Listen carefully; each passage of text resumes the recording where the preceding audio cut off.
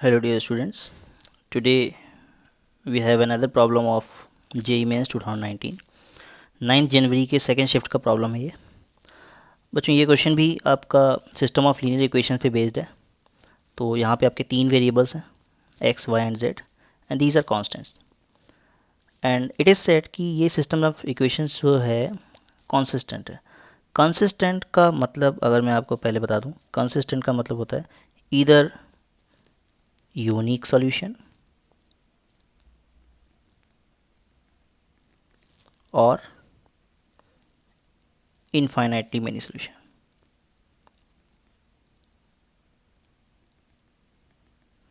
That means आपको ऐसा समझना है कि कंसिस्टेंट इक्वेशंस का सिस्टम को तब बोलते हैं जब सॉल्यूशन एग्जिस्ट करता है। मीन्स सॉल्यूशन एग्जिस्ट करना चाहिए। अगर सॉल्यूशन एग्जिस्ट करता है तो system of linear equation is known as consistent.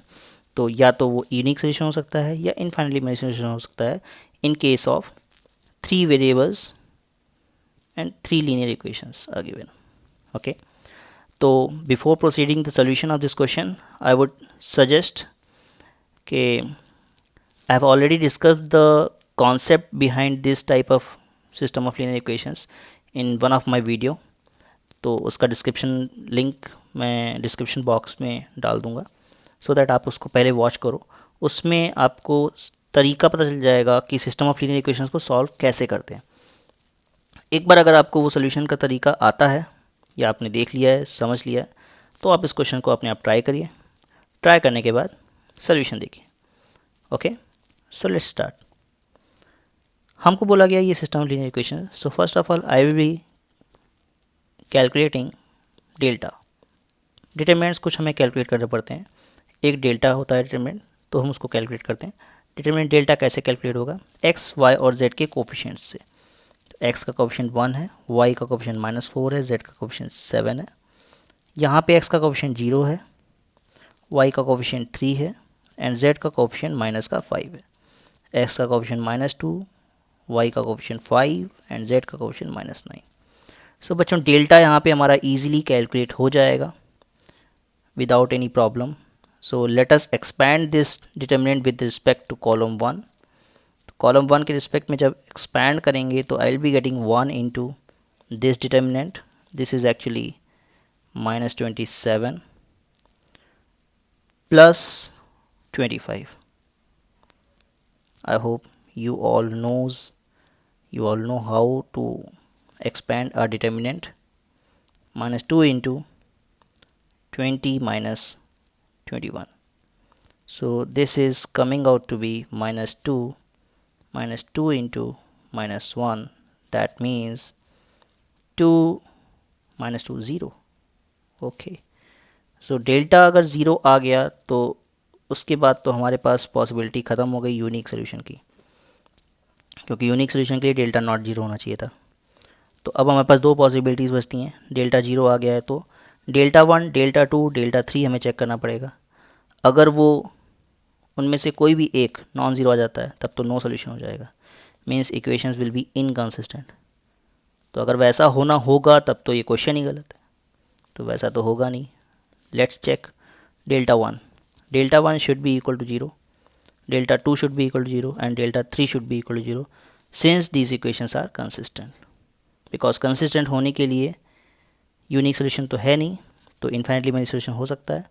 अगर इन्फाइनाइटली मेनी सोल्यूशन होगा तो डेल्टा 1, डेल्टा 2, डेल्टा 3 ये सब के सब ज़ीरो होंगे।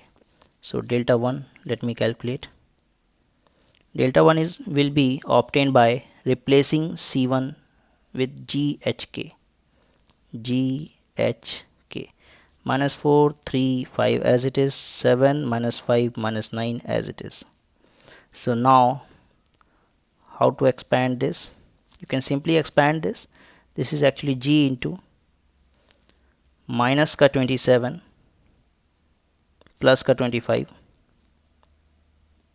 minus H into sign of this element is negative, you can say minus sign आता है H के साथ। तो प्लस का 36 minus 35 plus K into 20 minus 21। I hope you know how to expand the determinant. So what will you get? You will be getting minus 2g minus h minus k. This should be equal to 0 for infinite solution. This should be equal to 0. तो बस यहीं से हमारा answer क्या जाता है, 2g plus h plus k should be equal to 0 for infinitely many solutions. Because unique solution तो है नहीं, तो इनफाइनाइटली मैनी सोल्यूशन होगा. और for that delta 1 should be equal to 0. Similarly delta 2 should also be equal to 0. Delta 3 should also be equal to 0. तो delta 1 equal to 0 करने पे हमारा ऑप्शन ए आ जाता है. तो no need to calculate delta 2 and delta 3. you don't need to put delta 2 equal to 0, delta 3 equal to 0. Because अगर आप delta 2 equal to 0 रखते हो या डेल्टा 3 इक्वल टू 0 रखते हो तो भी आपको यही कंडीशन मिलेगी. So option A is correct.